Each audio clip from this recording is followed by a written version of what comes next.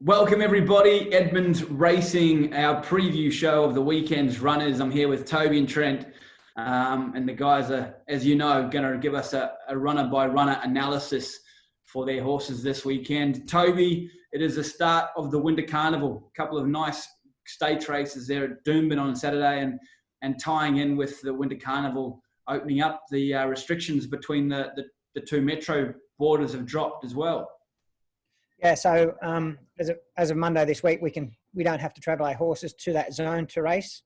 What we were having to do was have the horses in that zone by midday the day before they run. So, for example, Saturday, they had to be in that zone with another stable by midday Friday.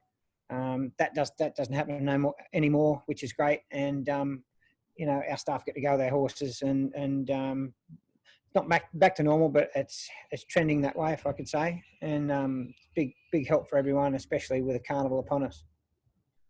Yeah, sure, and the jockeys as well. I note the jockeys is there's a bit more crossover between them. Yeah, they can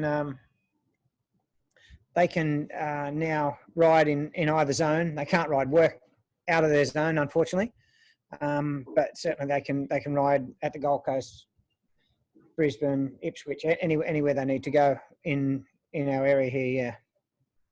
Great. So it opens up a bit more selection of races and old jockeys, so it should be good and a bit more competition to kick off the Winter Carnival. Trent, I've got a very special trophy in the background there, mate, one that you'll have no doubt somewhere in that office you're sitting in. It is the Magic Millions trophy, and won by Hootson, of course. And, mate, the last few weeks, you guys have had the Magic Millions Yearlings through for their first look around. What do you think, and what have you done with them?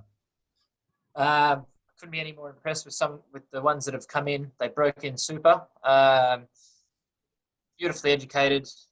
So basically, they have come in for sort of 8 or 9 days. We worked them on every track available, whether that's the plough, the sand, the Ken Russell track over the back.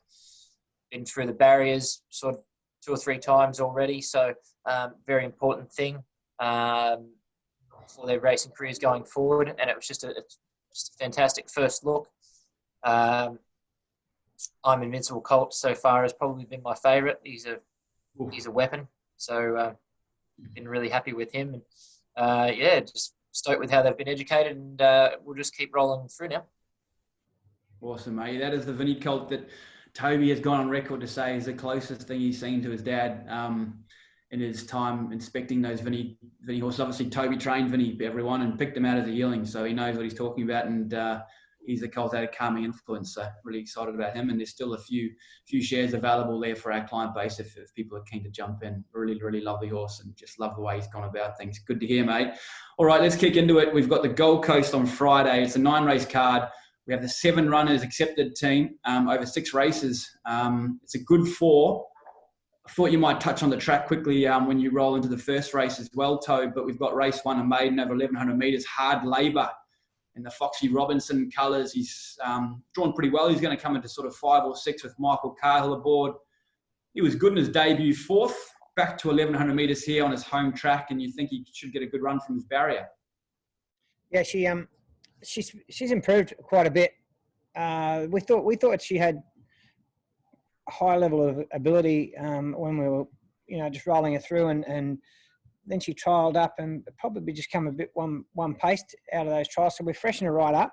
Hasn't raced for a little bit, and back to 1,100 on a home track. She's going to get a nice run, and the work's been sharp enough to suggest 1,100 is not beyond her, and she'll figure in the finish. So I'd suggest whatever beats her will be winning, but she's going well enough to say she can run really well. That's good. And just quickly, the last week we had the Gold Coast track was a good 4, and we had the problems there. Obviously, a horse had slipped at a point in the track there. How is the track, and what do you put that last week down to? Well, this track's very old and tired. All the equipment around it's old and tired.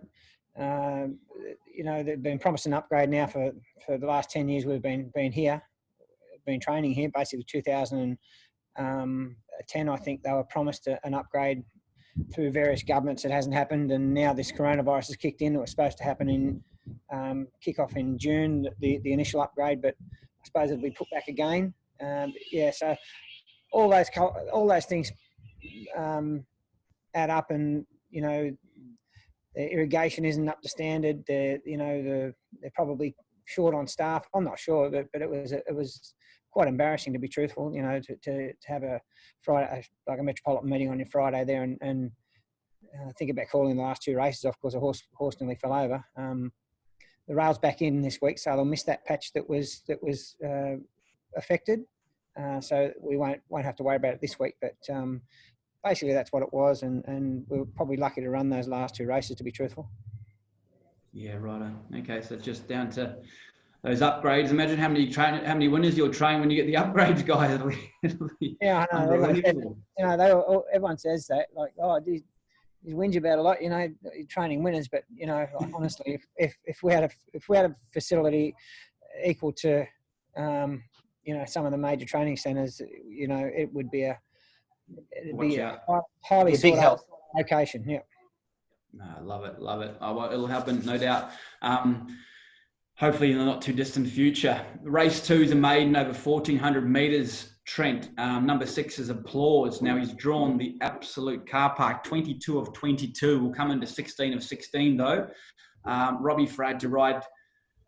A little bit lucky, a little bit. Got home well last time. He's sort of a horse that seems to, got back last time anyway, and ran home well over 1,200 metres. I know you've been keen to sort of see him at 1,400 metres. He gets his chance here, third up in the Lucky Clover colours. I suppose you're going to speak to the owners and have a think about whether you run him or not. And if you do, I suppose you just ride him like you have been, cold, and just hope that the big field puts on enough tempo for you. Yeah, so we sort of just been hoping that this horse draws a gate. He's going well enough to knock one over pretty quickly. I think we've started him. This will be his third start for the prep. And he's drawn 12 of 13, 13 of 14, 22 tomorrow. So I don't know how often a horse can continue to draw crap barriers, but he seems to be one of them. Not a great deal to add from what you just said. Really, he's going good. We just, I would have been appreciative of a good gate to give him a good chance to just be able to be a little bit closer without having to do a great deal. From that barrier, we're just going to have a chat to see if we run or not. Rail is back in the true, so I think it's in the true from memory. I had a look at the track, obviously, earlier this morning. It looks like it's in the true.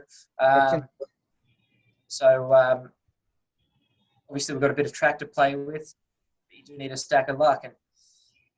And not a great deal to add. He's racing well. He's going super. Third up to 1,400 suits down to the ground. But just going to wait and see whether we run or not. Terrible barrier. Understood. All right. Well, 2 nice chances in race 2. We then go to race 4, Tobe, the cutest two-year-old over 900 metres, and we see the return here of the Drinks Cart. Robbie Frad on board. He obviously won his debut here pre-Christmas over 900 metres on his home track. Sorry, Bruce, I've cut you off. Look, that's true. We've only given him one trial, this guy, and we thought this race was there. We'd use this as his second trial. That doesn't mean he's going around for trial. That means he's there to run well. We gelded him after his Magic Million campaign, where he didn't make the race. So we gelded him pretty quickly. He's come back unbelievably well. We think his action looks great. He's not in any way a colt anymore. He's just a complete gelding. We expect him to run super in this race, and be disappointed if he didn't put him away comfortably, as we think he could get to one of the better races, better 2-year-old races in the coming weeks. Whether he gets to a JJ Atkins, we're not sure, but certainly we'll try and get him there. That's the aim, but whether he might just be a little bit brilliant or not, Bruce, he might be, he may be just a bit brilliant for that 1,400 because he wants to get out and get running a bit. So we've just got to temper that if we're to try and get to the JJ. The JJ Atkins, yeah, understood. Well, that form around Wisdom of Water, his last start where he's beaten length, it looks pretty good form for this race. He's drawn a little bit awkward though. What do you say about that? I mean, there's probably not a lot of depth to this race on face value, so he probably jumps from there and takes up a positive position anyway, does he? Well, yeah, he'd just be behind the speed as long as he just gets a clear crack of them in the straight. He's going to be very strong late. So I'd suggest if you might be a pair or two back and the rail's back in the true as we've just mentioned. So it gives you plenty of chance to get home. He'll race really well. Yeah, good. All right, nice winning chance there. The drinks cart, race 7. The Yearling filly Mayotzi. She was terrific on debut for the stable. Running the best closing sectionals that day behind Xanthus and Baroda and Fisticuffs. Out to 1,400 metres now. Trent. Yeah, look, 1,400 is right in the slot for her. I would have liked to have seen her draw sort of middle of the pack, so we didn't have to be too far back. Where Robbie gets to in the run, a little bit questionable. In saying that, I would like to see her just jump a bit better and hopefully not give herself as much to do. Closing sectionals, as mentioned, last start was super and some of the best of the meeting. So without a result, she was going good. 4 weeks between runs, I don't see that as any problem. She's been working really well, had a very solid course proper gallop Tuesday morning. I expected her to run a hugely improved race, and be disappointed if we didn't get a result there tomorrow with her. She's going really good. She's had a really faultless preparation leading in. So, fingers crossed she can just secure the right run. I think, speaking previous to this, doesn't look to be a great deal of speed, but I'm hopeful that something sort of just can go a bit silly to put a bit of speed on. Rail back in the true, as mentioned, she'll be charging down the middle of the track. It'll be really hard to beat. Yeah, very good. Just a little bit of luck from that barrier. Good luck Yeah. to the Yearling team there. No doubt a mare that has been earmarked for one of their gun new stallions set to stand this year, Alabama Express, or of course Grunt, who retired last year. So good luck to Yearling. Their race 8's an open handicap over 1,300 metres. Grey Missile returns to the scene of the crime where he was beaten 0.1 of length in the gold market over this distance. Robbie Fradd on board on those Tom Headley colours, and he's drawn a bit nice and drawn sweet here, Tobe. Yeah. We're freshening him up back to out to 1,300. It was back to 1,200 the other day, and just didn't quite. The race became quite messy. It was in between horses, getting annoyed from the inside to the outside, and he didn't quite have much room to stretch out. I think it'll be different tomorrow. I think he'll put himself right up on the speed there, and it'll be awfully hard to run down tomorrow. He's going well, looks great, freshen up nicely for this one, so we expect him to run well there. Very good. All right. Well, good luck to Tom Headley and the Chalemi team there with the Grey Missile. Now, race 9, you have 2 acceptances, Trent, but I believe the barriers might see them run at Dooman on Saturday instead. Yeah, Potraduro was a really good last start winner in the same grade of race. Drawn terrible, but drawn soft at Dooman, so we'd probably save at this stage and go there. Decisive Heart, same thing, drawn 15. I think she's first emergency, so she's drawn a little bit tricky at Dooman as well on Saturday, but a little bit kinder, so we'd probably run her on Saturday as well. All right, beautiful. That's Dooman Saturday.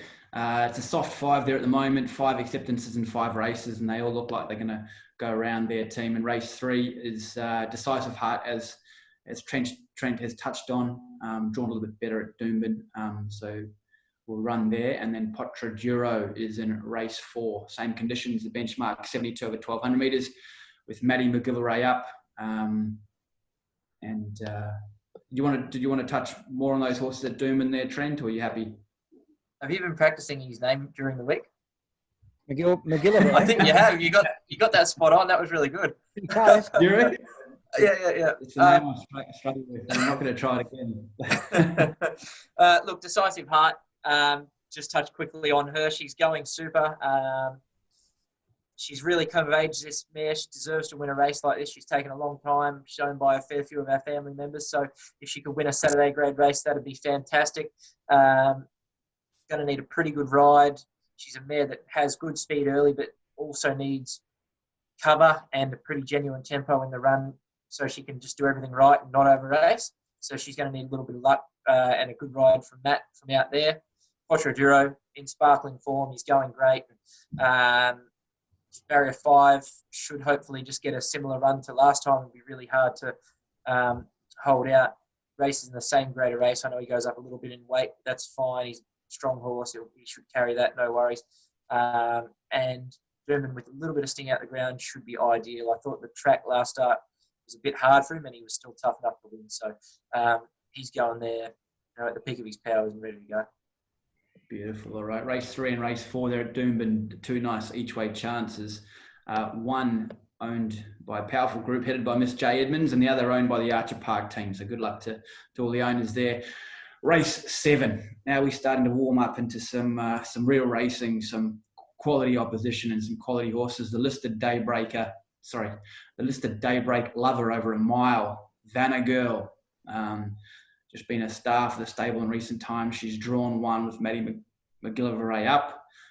She's a $3.50 equal favourite, and she has put a terrific record together, including with Maddie McGillivray, who she's been ridden 4 times by Maddie for 3 wins and a second. Yeah. Look, she did a good job first up for us with a big weight, 60 kilos back there at the Gold Coast. Off